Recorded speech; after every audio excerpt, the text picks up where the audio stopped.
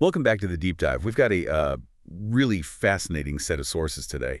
They basically force us to rethink the connection between, well, your body and your brain. Yeah, it's fundamental stuff. We're diving into the secret life of signals, how your brain takes physical inputs, anything from a light touch to, serious pain, and turns that into your conscious reality. That's right.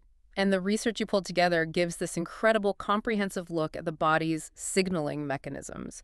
It really zeroes in on how these signals get changed, sent, and ultimately perceived. Right. So we're going beyond just the wiring diagram. Exactly. We want to understand why perception is, well, almost always subjective. It's not just a simple input-output system. So our mission today, unpack the basics. How does the body translate light, vibration, injury into experience? And why is that experience, especially pain, so variable? We want to know what's happening before you even think, ouch. Okay, let's unpack this. So maybe the best place to start, before we even get to pain or sight, is just, what does it take to sense anything? There are sort of four basic, non-negotiable conditions. Laying these out gives us a good framework. Okay, condition one. You need a stimulus, some kind of energy, right? Light, pressure, heat, a chemical. Something has to activate a receptor. Which leads right into the second condition, the receptor. These are specialized cells like in your eyes or skin that have to actually detect that stimulus. And crucially, they perform transduction. That's the key step.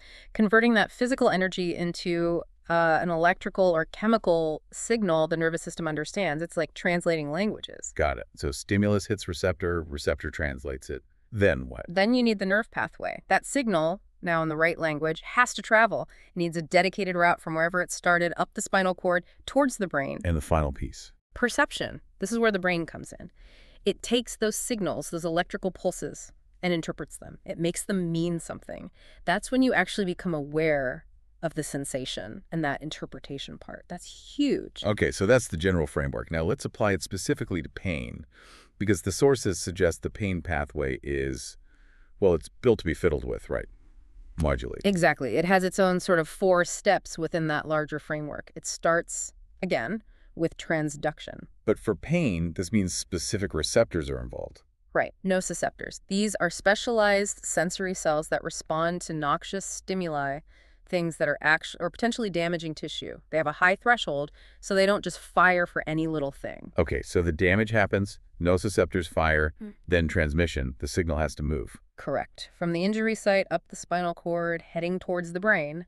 And here's where it gets interesting. Like you mentioned with pathways, it's not all the same speed. The different fiber types the research talked about. Exactly. You've got the fast ones, A delta fibers.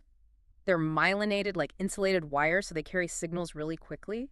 Think sharp, immediate pain, that sting when you step on something. Instant ouch. Pretty much. And then you have the C fibers. These are slower, unmyelinated. They carry the signals for that dull, throbbing, aching pain that kind of lingers. So A delta is the lightning strike. C fiber is the smoldering afterward. That's a great way to think about it, yeah.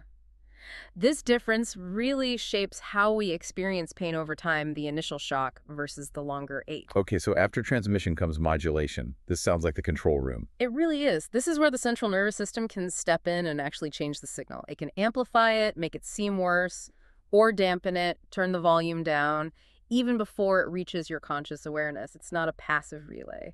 And finally, step 4 is perception again. The brain's ultimate take on it all, which is subjective. Highly subjective. Influenced by mood, memory, context, everything. Before we get deeper into that modulation, which sounds key, let's quickly touch on the types of pain based on where they start. The sources mention 2 main categories. Right. First is nociceptive pain. This is the straightforward type. It's caused by actual tissue damage, a cut, a burn, a sprained ankle, broken bone. The system is basically working as intended, signaling damage. Okay. And the other type? Neuropathic pain. And this one is fascinating and often really difficult. It's not caused by damage to tissues, but by damage or dysfunction within the nervous system itself. So the wiring is faulty, basically. Exactly. Think conditions like diabetic neuropathy or shingles or multiple sclerosis. The nerves themselves are sending pain signals inappropriately. It's like a car alarm going off when no one's breaking in. Okay, here's where it gets really interesting for me, reading through this. The idea that pain isn't just an input, it's an output of the brain. And some of the examples really drive that home. Oh, absolutely. The counterintuitive types of pain tell us so much about perception. Take referred pain. Yeah, that's where you feel pain somewhere completely different from the actual problem site, right? Yeah. Like the classic heart attack causing arm pain. Precisely. What's happening there generally is that sensory nerves from the internal organ, like the heart, and sensory nerves from the skin or muscle, like the arm, converge onto the same pathway, the same neurons in the spinal cord. Ah, so they enter the highway at the same junction. Kind of, yeah. And the brain, which is much more used to getting signals from the skin and muscles, gets confused. It misinterprets the signal's origin and attributes the pain to the arm, not the heart. It's like crossed wires. Okay, that makes a strange kind of sense. But then there's phantom pain, feeling real pain, and a limb that isn't even there anymore. That just seems unreal. It feels unreal, but the sources are clear. It's a very real neural phenomenon. It's not just psychological, the psychology can influence it. The brain has this map of the body, the sensory cortex. And when a limb is amputated, that area of the map doesn't just go silent. It's still there, expecting input.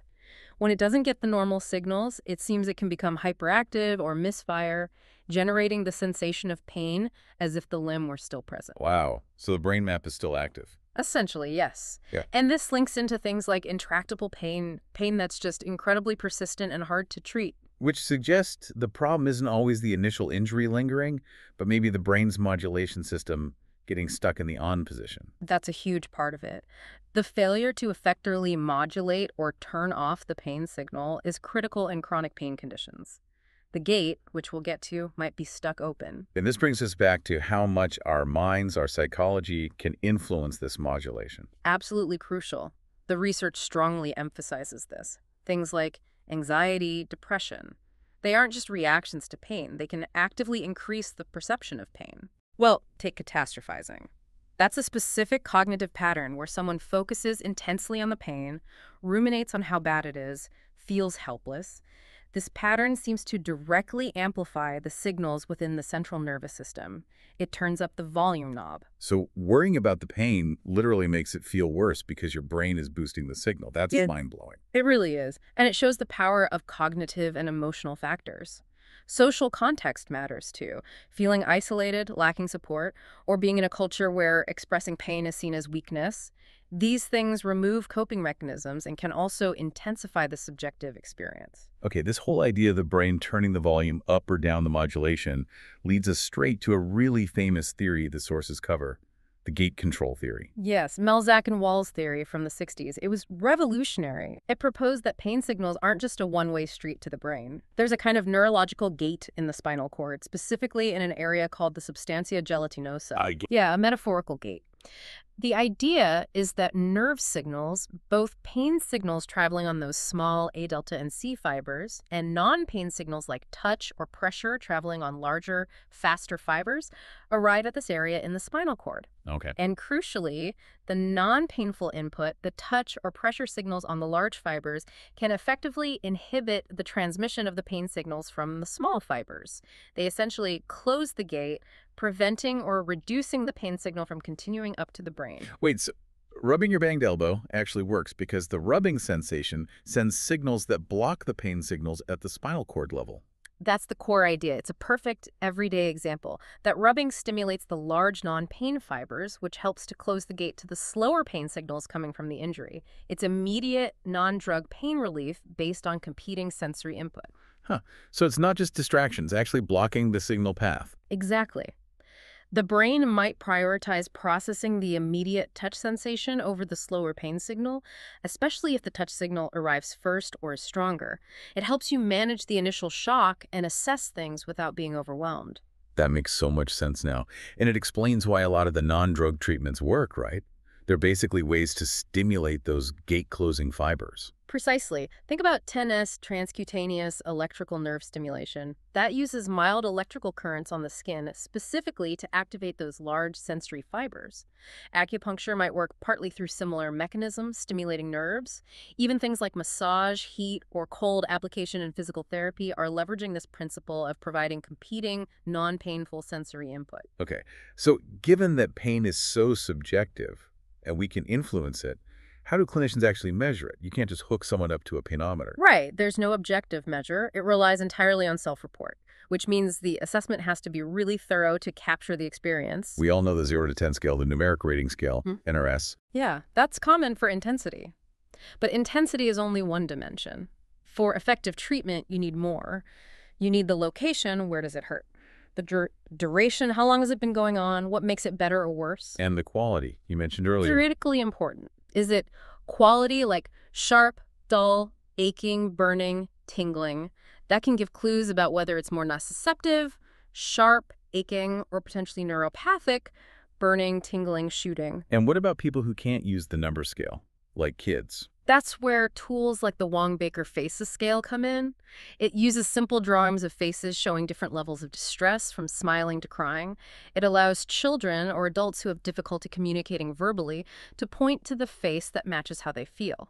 It's about getting beyond just numbers to capture that subjective reality. That's a really comprehensive picture of pain. Okay, let's zoom out a bit. How does this whole process, stimulus, receptor, pathway perception, work for our other senses? Because the brain's doing amazing things just letting us see and hear right now. Absolutely. Let's take vision.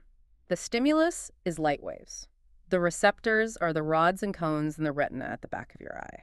Rods for dim light, black and white vision, Yeah. cones for color and sharp detail, right? Exactly. Rods are super sensitive, great for night vision.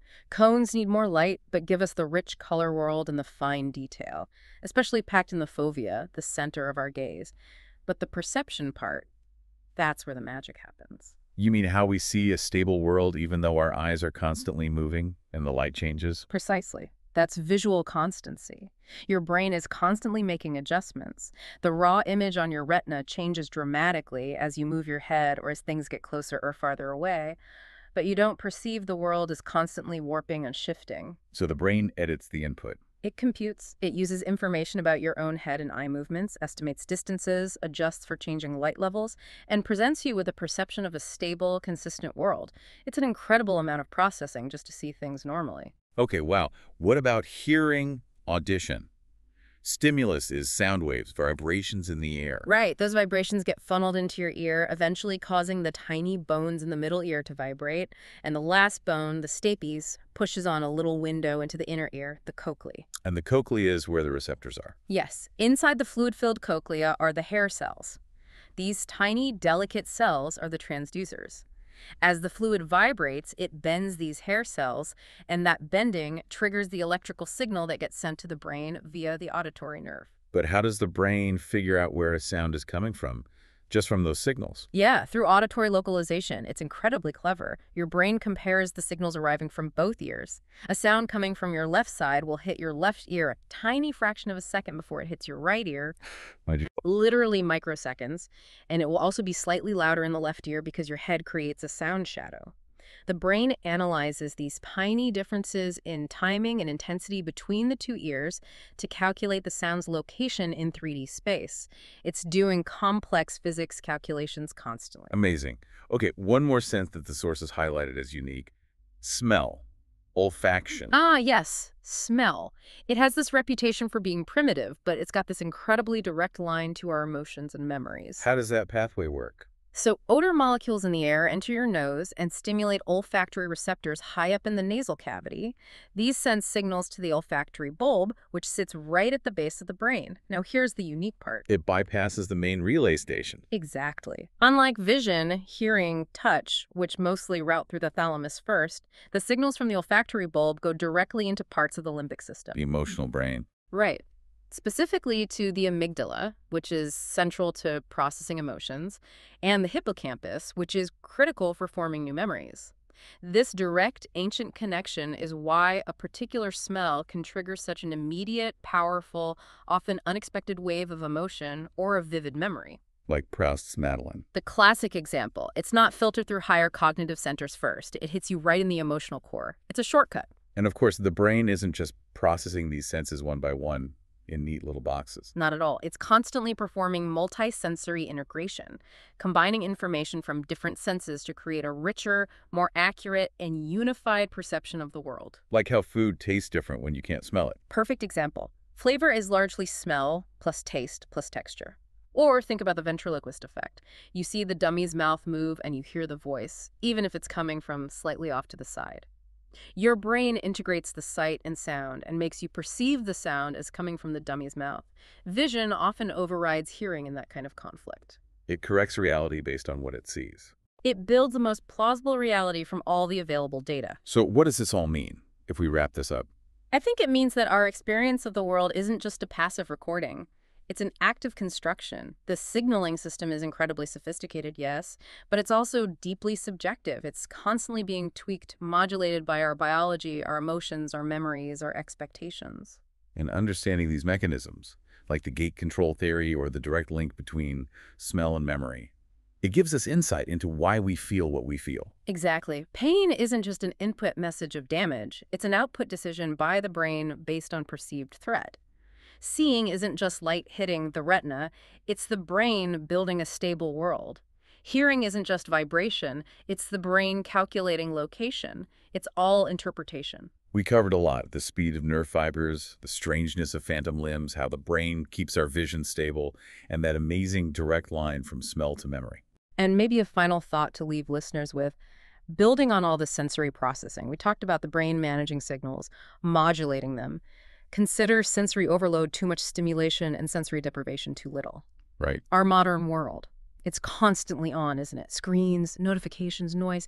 Think about what this perpetual need for sensory adaptation might be doing to that modulation system, to your brain's volume knob. Are we forcing it to stay cranked up just to cope? And if so, what's the long-term cost for our attention, our stress levels, our ability to experience things more quietly, maybe more deeply, something to maybe notice as you go about your day?